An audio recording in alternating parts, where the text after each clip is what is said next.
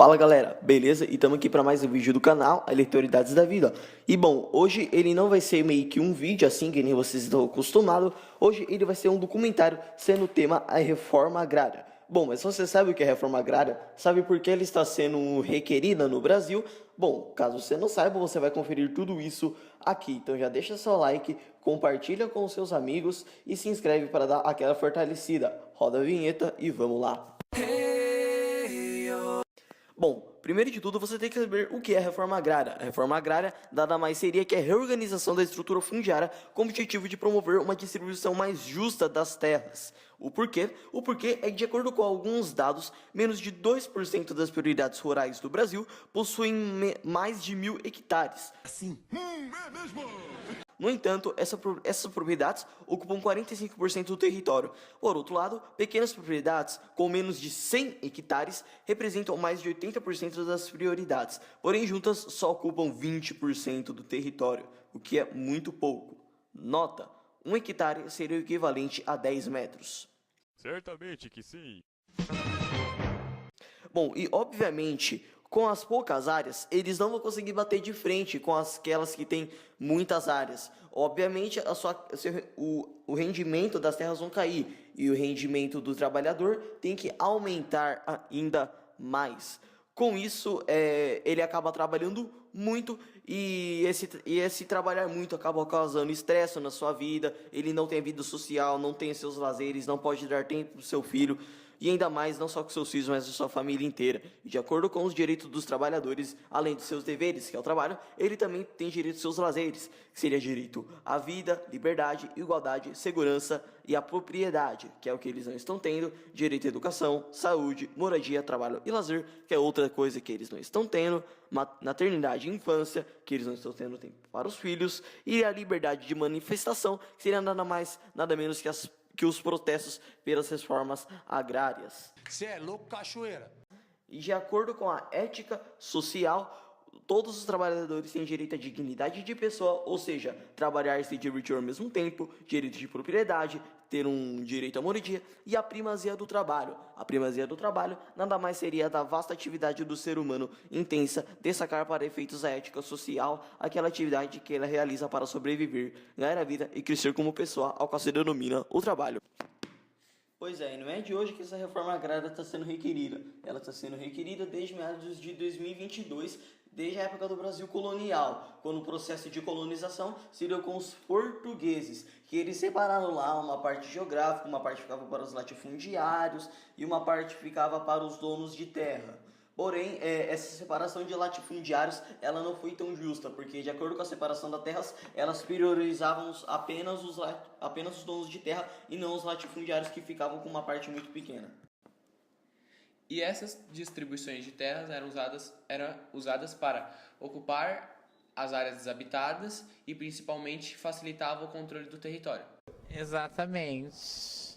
Elas também visavam a produção dos produtos tropicais da Europa, e foi nesse período que elas introduziram as plantations, que eram as propriedades rurais que utilizavam mão de obra escrava e elas cultivavam uma única cultura com destino à exportação.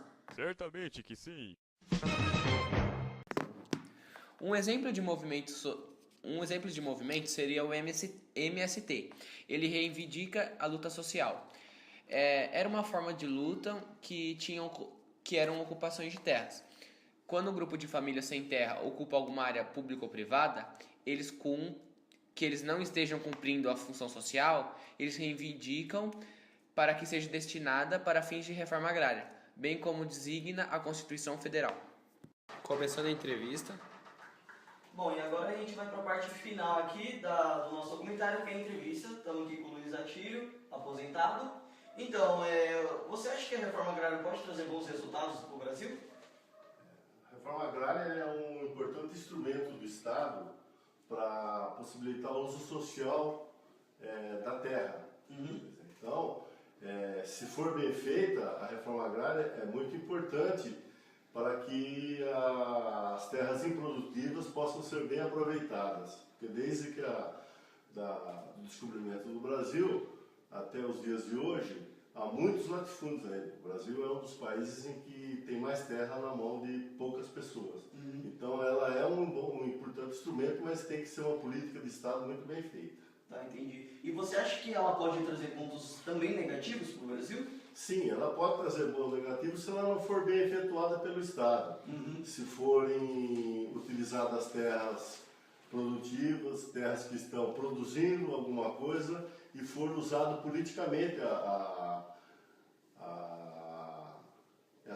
esse tipo de invasão de terra e as pessoas não produzirem. Se não for usado politicamente, ela é importante, mas se ela for usada politicamente, ela pode ser um ponto negativo. Entendi. E a última pergunta é que alguns donos de terra e alguns latifundiários não utilizam as suas terras e se negam a dar para o governo. Qual seria a sua posição sobre essas pessoas? Na verdade, esse instrumento que os estados têm no mundo inteiro, ele pode ser feito de duas maneiras. Ou o Estado expropria a terra, que é o caso que algumas vezes, ou a maioria das vezes acontece no Brasil, que é o quê?